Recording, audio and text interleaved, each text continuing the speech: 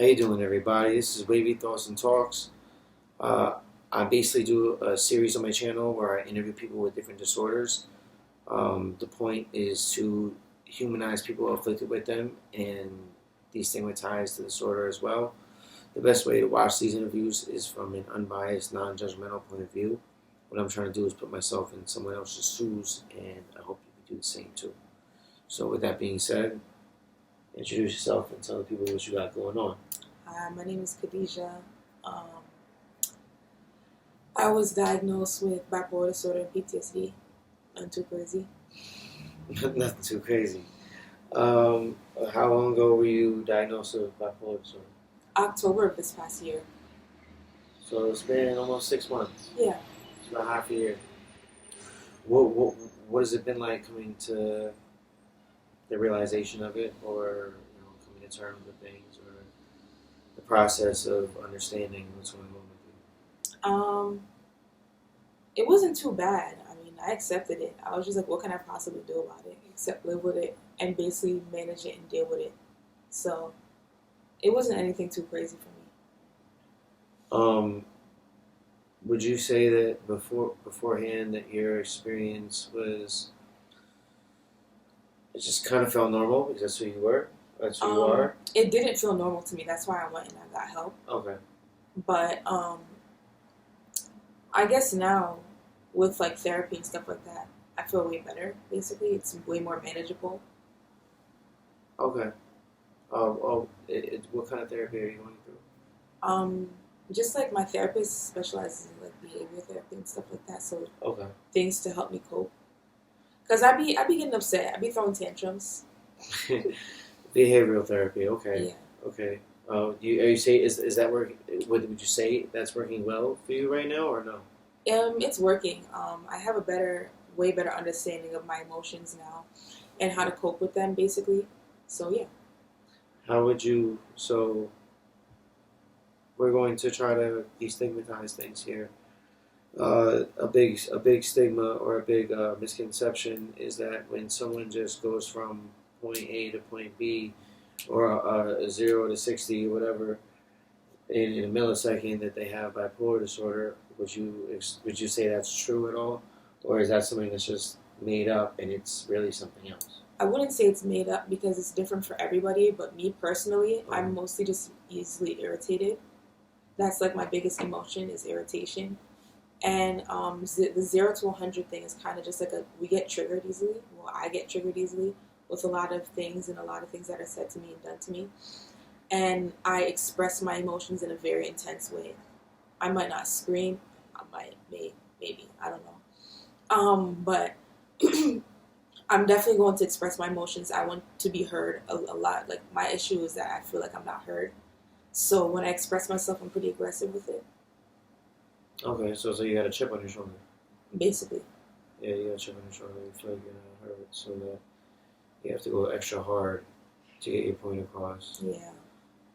If people would just listen to you to begin with, or you wouldn't have to go that far.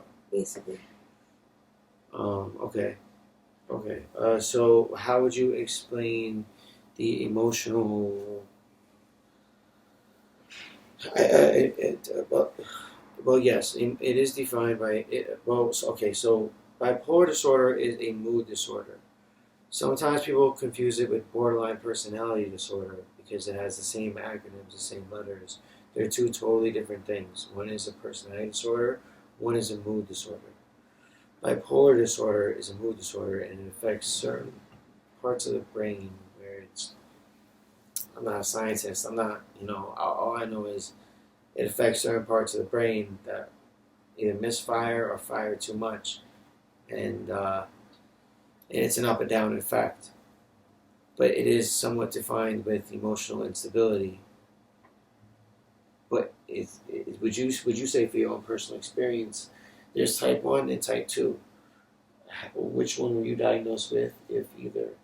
I was diagnosed with undefined, so I'm neither of the two. I'm just kind of like a different kind. Like, it's not really easy to read what I have. So they put me in that category as opposed to 1 or 2. Okay. Now, me personally, I don't know the most about bipolar. I know a little bit about it. I know a decent amount, but I don't know a lot. So for this video, I want to break down some of the differences between these type 1 and type 2. Mm-hmm. And you can tell me how you relate to either one or any other, exactly how you relate to the similar criteria. So bipolar 1 is just strictly manic symptoms. Mm-hmm. There is no depression that comes along with it. So you're just constantly in a manic state, and you're high or whatever the high might not be the best. Hypomania. But hypomania is actually, from my understanding, it's more closely associated with type 2. Yeah. Type 1 is just straight mania. Like you just take all your savings and go to Vegas because you know you're gonna win big. When there's no factual proof that you're gonna win big, just having these thoughts like that. Is that something that you experience in a way? Maybe not that exact example, obviously, or maybe not to that extreme. But do you have some type of? A little bit, yeah. I'm very impulsive with my money, especially like when I get paid instantly. I start using my paycheck before I actually get it. That's how I am. Like I already know what I'm going to spend it on. Mm-hmm. So I get so excited when it's time to spend my money, and I do sports betting. FanDuel. You don't get your money. Get your money. No, FanDuel will be fucking me up, but I'll be like, yo, we don't catch this dub today, and we don't catch this dub, and it's money down the drain. So, and I be feeling myself, and I end up really not getting it. FanDuel be fucking me. Yeah. Stop.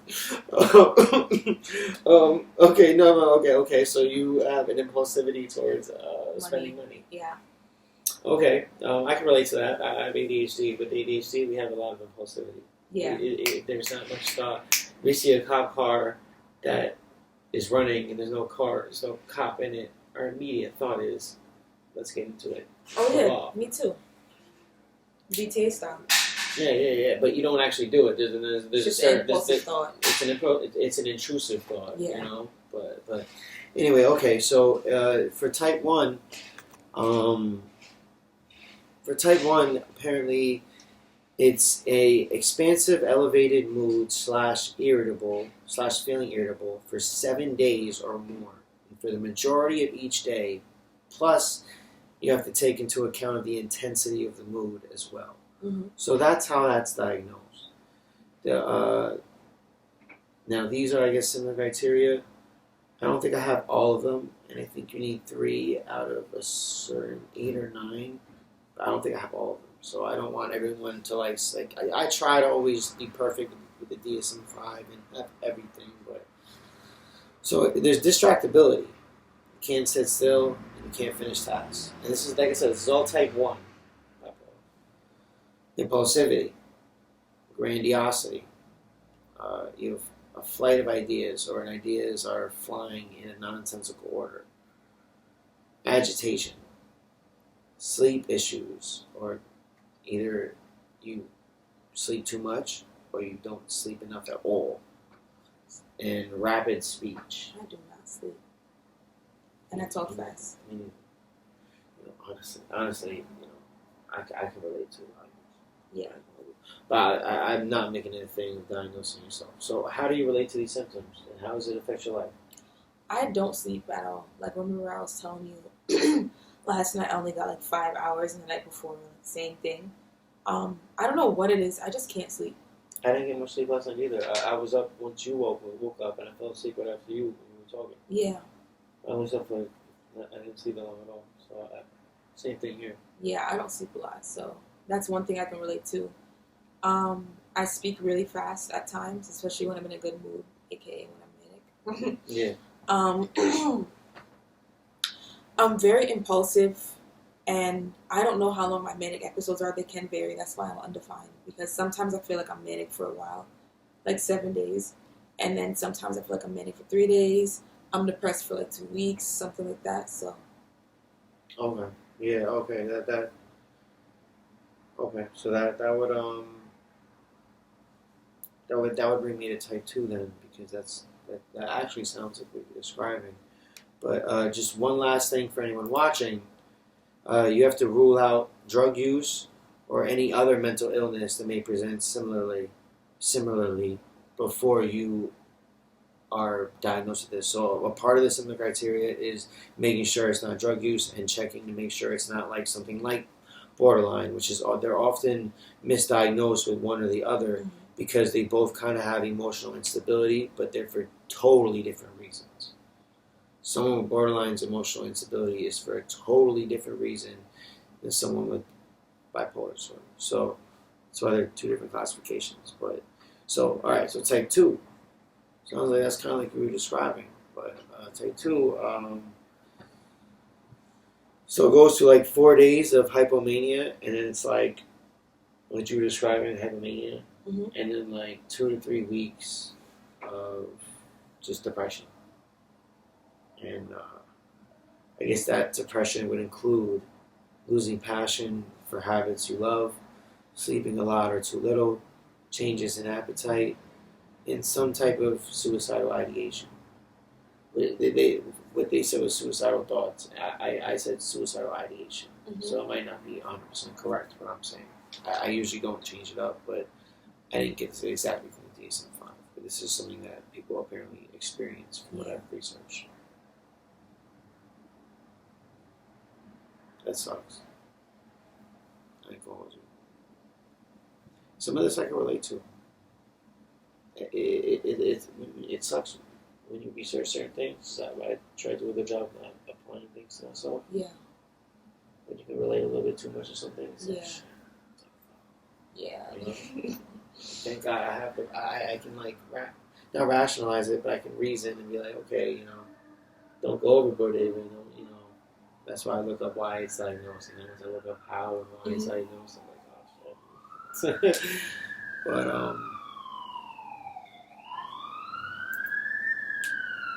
how random is it for you? The up and down. So it's not as random as before. Now I'm kind of been stable because I kind of like realize when I'm falling into a state of depression. Yeah.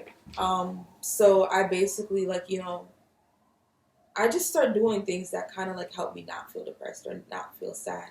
Like I like working out, so I go to the gym, hang out with a friend or two. That's really it. That's a good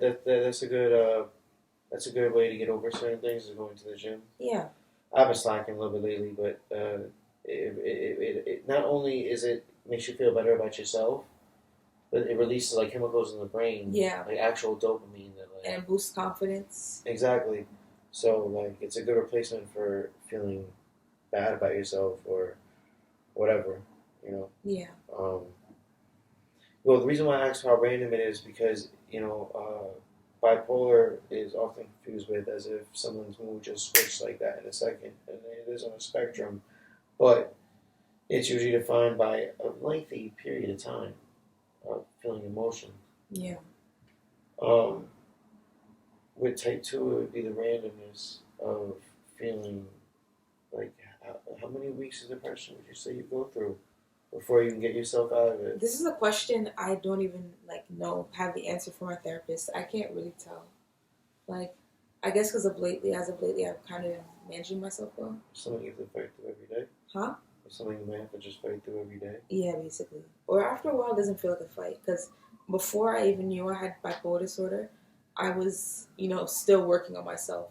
Because I was like, something's definitely not right, but I'm still going to try to do the right thing and work on myself. So I worked on myself a lot. So by the time I got my diagnosis, I already had a great understanding of the disorder because I thought I had it already. Mm-hmm. And I brought it up to my therapist, but she was just like, my old therapist, who wasn't really the best. Yeah. She was just like, oh, I don't know. I don't think so. So I was like, okay, whatever. And then I went to go get screened for ADHD, and she was just like, you have bipolar disorder. So, and then another psychiatrist told me the same exact thing. It's like, I just wanted some ADHD. Yeah, I was just like, oh. I don't know what's better or worse, to be honest. If you look up the ADHD symptoms, they're kind of similar.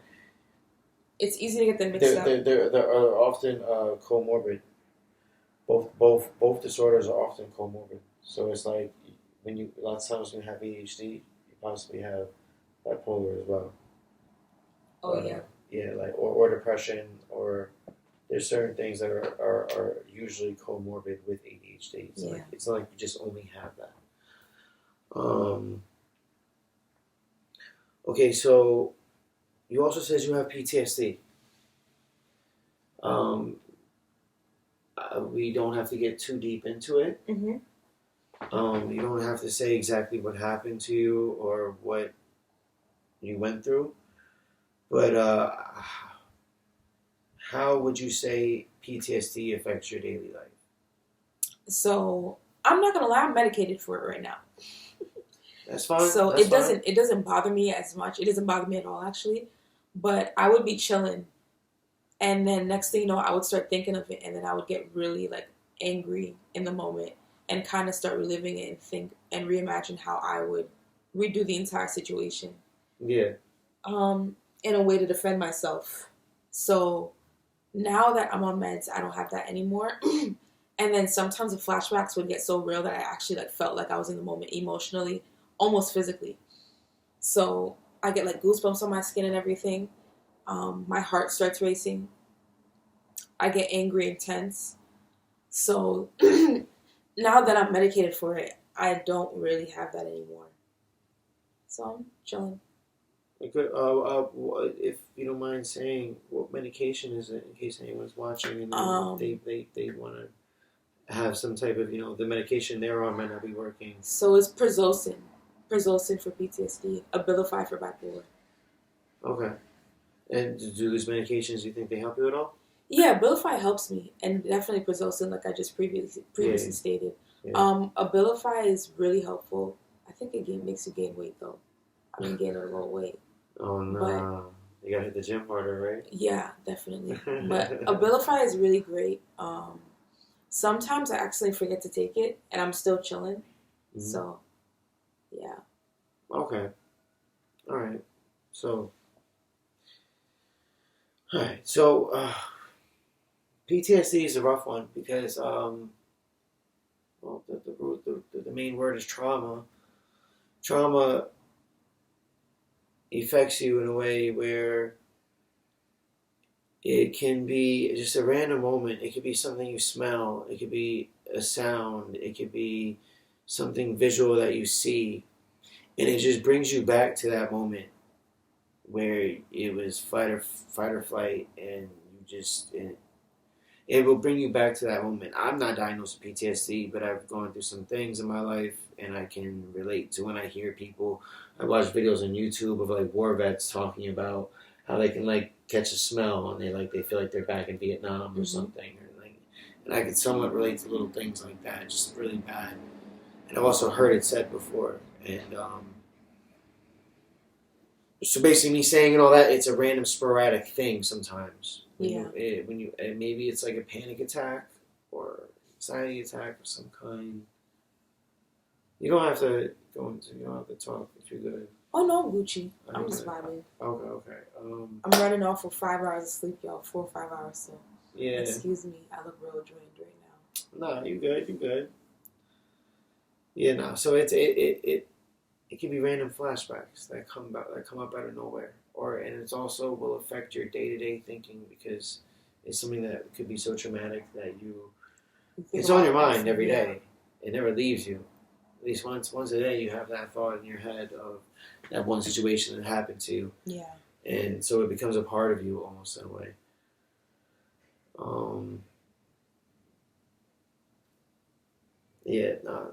PTSD is a wild trip, and PTSD I feel like is a root cause for a lot of mental conditions. I'm not gonna lie. Oh yeah, definitely. There's something called CPTSD, where it's complex post-traumatic stress disorder, which is like something happening to you on a daily basis. Narcissism is an advanced version of CPTSD, where you were constantly going through things in life, having your emotional empathy eroded, taken apart. You weren't showing empathy, so you don't know how to show empathy and all that, and you get an abusive, invalidating environment. It's rough. Yeah. So CPTSD is I guess the next step further, but I don't know. It really is a very similar thing. think at the same time. Though. Definitely, I could see how. So, what would you say is the correlation between the two, if there is any, that affects you on a day-to-day basis? A correlation? Like, not a correlation. Do you think, obviously they both affect you simultaneously on a day-to-day basis, but how do you think they both affect you even in a way where they're like, not combined, but... Makes me feel shame. A lot of shame. Shame? Yeah, which is something that people usually feel with bipolar disorder. Okay. But thinking of like the PTSD moment and how I could have did it, like changed, and I didn't, and I was kind of judging myself, and I feel really ashamed about it. So that's one thing. That's one way definitely I could say. So you feel that shame? Okay. Yeah. I'm sorry. I'm sorry for all that. That obviously isn't a good feeling. So when did you first start? I don't think I asked. When did you first start realizing it? PTSD. PTSD. I guess by the bipolar symptoms. In 2019. 2019. Okay. PTSD. I didn't ever think I had PTSD, but my first symptom that I really realized something was wrong, I didn't think it was PTSD though, was when I was driving and I was running multiple stop signs thinking of like having my flashback. And I was angry, like speeding down the street. Mm-hmm. And I didn't realize until I ran a stop sign and a car honked at me. And I kind of like got it together. Ooh. So like in that moment, how did you feel? Angry. I was upset. Were you aware of what you were doing in the moment and the repercussions and the after effects that might happen? Or nothing like... Nah. I would just drive to clear my head, and I think a lot while driving, and I got lost in my thoughts. And you were just running stop signs? Yeah. Just scary. Wasn't even just spaced out. Yeah.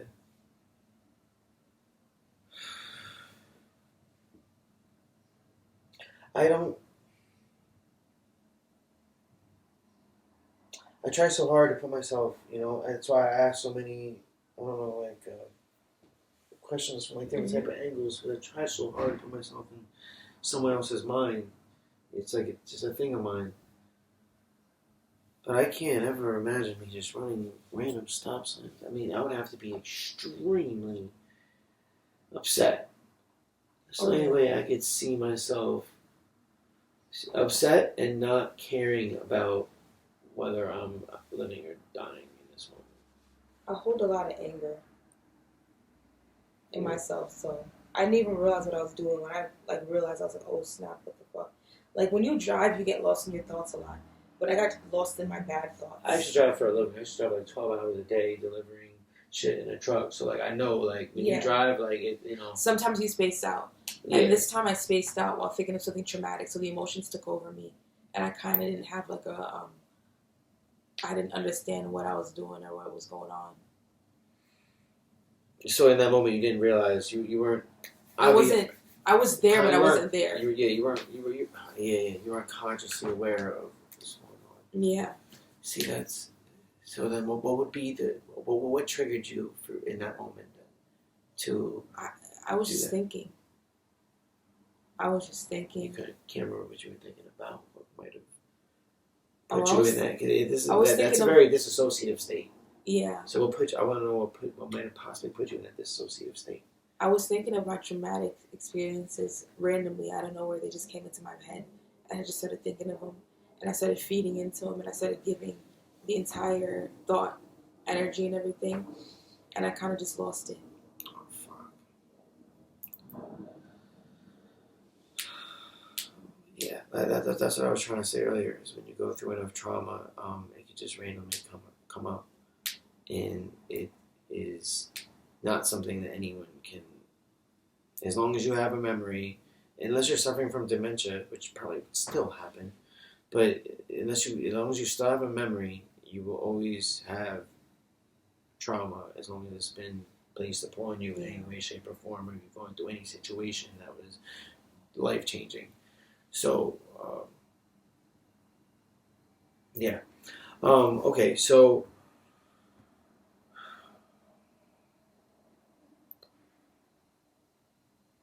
what specifically when you're going through it's undefined. You said you're bipolar, undefined.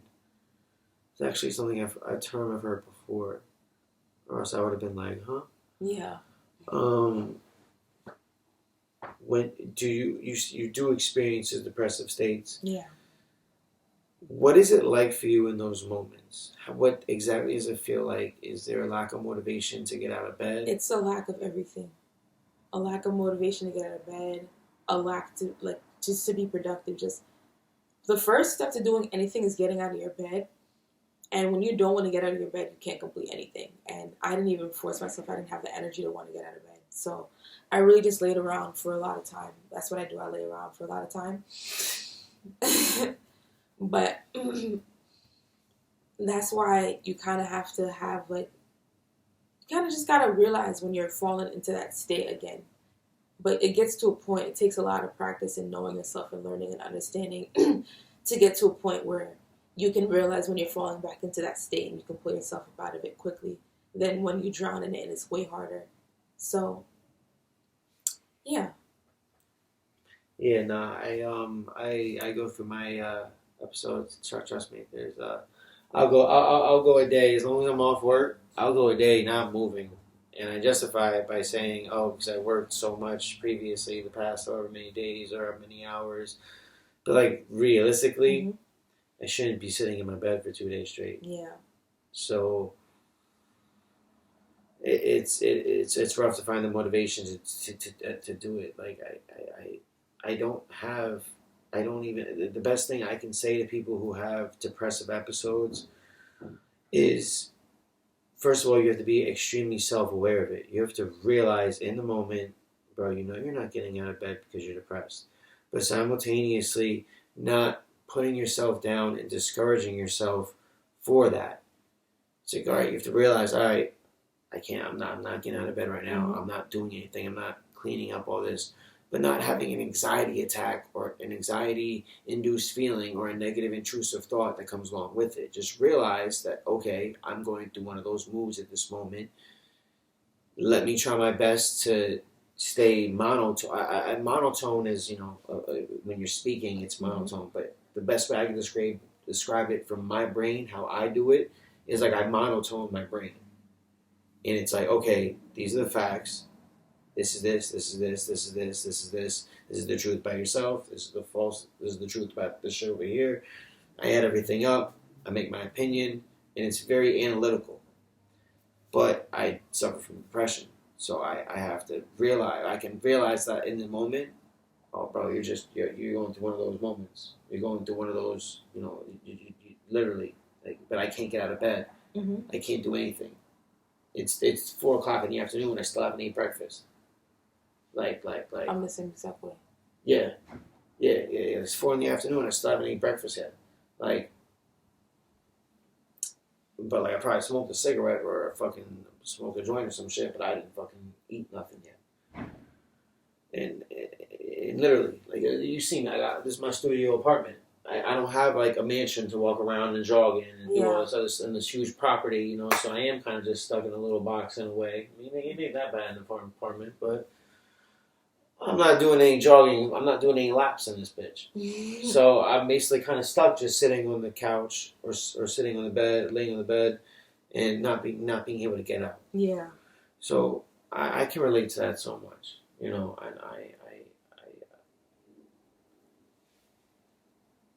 I don't know how to give the proper advice to give somebody. I hate saying all that, and I don't know how to. It's that's it. You just have to literally realize what's going on. You just gotta accept it, and then do something about it. But it's so hard. It's so hard to find the motivation to do something about it. Yeah. Yeah, man. That's how it is.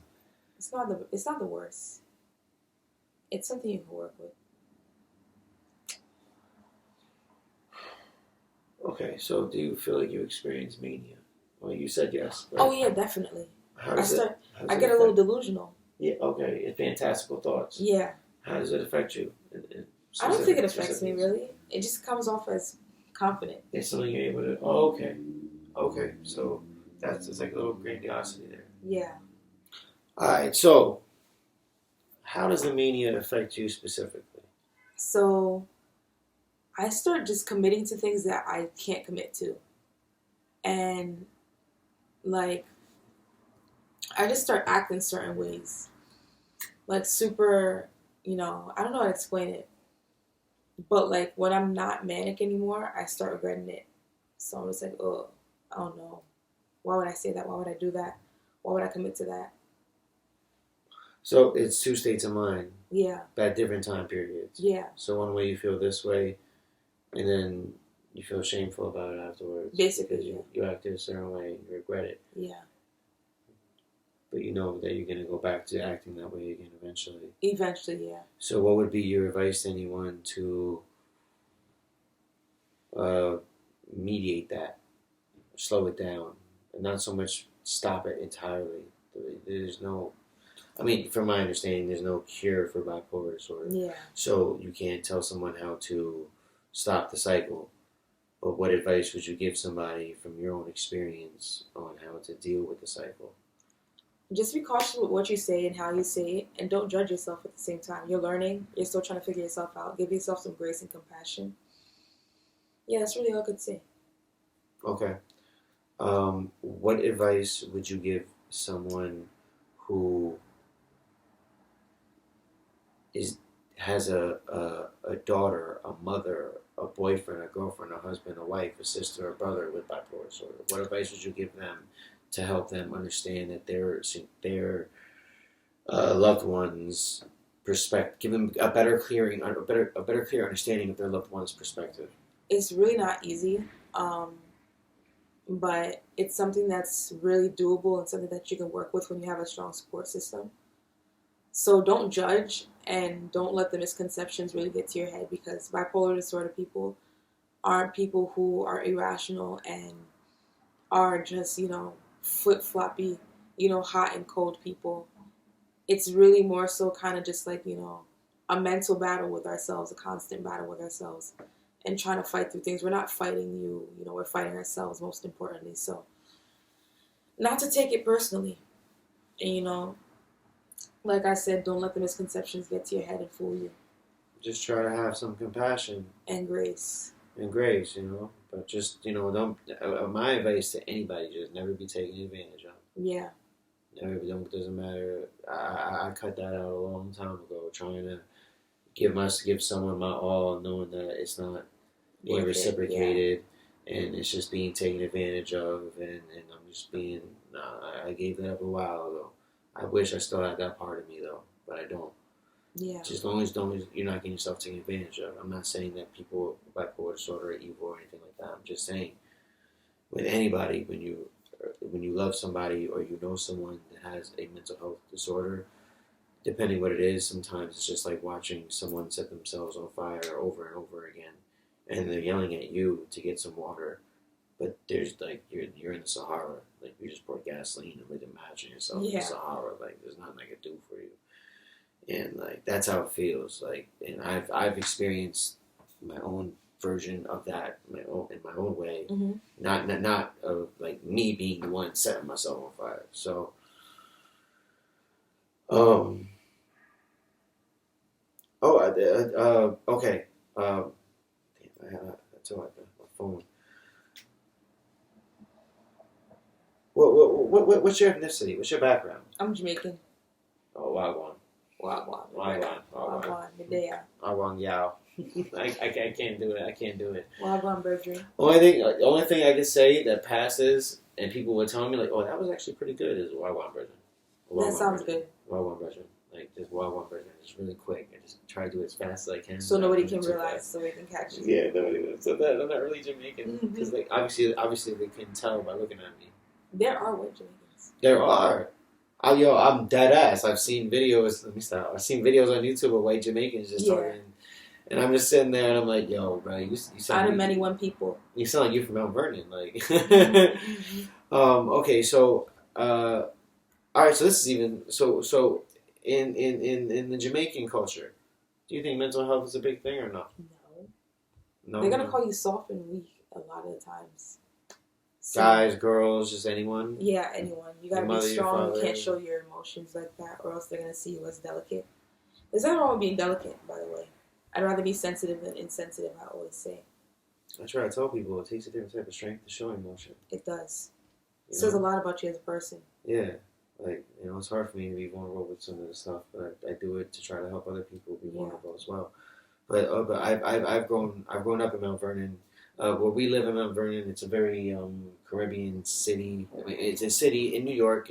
We're literally a 10-minute walk from the top of the 2 train in the Bronx. Literally. So like we're right next to the Bronx. We're just right outside.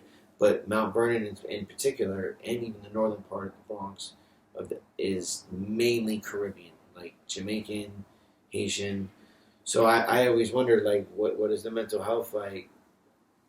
I mean, I've noticed that it's just never really spoken on. Yeah, It's something that's just shunned. It's something that's just that you have to lock your feelings away. Basically. That's what I always hear from people, like, you know, and like that I think that breeds a certain type of person. Not a horrible person, not a bad person, but like you said, you feel shame. Yeah. You know, other people feel pride. I don't know. I don't got nothing against none of my Jamaicans, by the way. Yeah. I'm not saying nothing like that. Hell no, I don't want no static. But yeah, no, I feel like there's just with certain cultures, I feel like there's also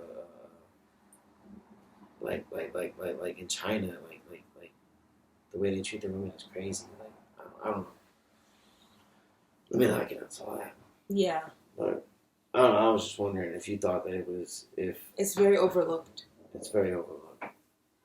You know, because I've noticed that living in Mount Vernon for a long time, but just I'm not Jamaican, so I can't say, oh yeah, with Jamaicans they can't, you know. So I want to ask somebody that is Jamaican, hey, how do you think that the mental health world even functions in it doesn't that type of culture? Barely functions. All right. Is there anything else you want to say or leave off to the people or anything? I guess there is 2 more questions I could ask. Is how do you view people and how do you think people view you? And do you care if people view you? I don't really care how people view me, but I view a lot of people with my mental disorder as like very sweet and kind people, really misunderstood. And I think for the most part, I'm a very sweet person. People view me as sweet. I'm not going to lie, I have my moments, but I say it's a trigger and it's for a good reason. That doesn't justify my actions a lot of the times, though. I still got to grow and learn from those things, but yeah. That's all I can really say. Okay. So, all right. So, I mean, that's it, I guess, you know. Yeah. I appreciate you coming on for real.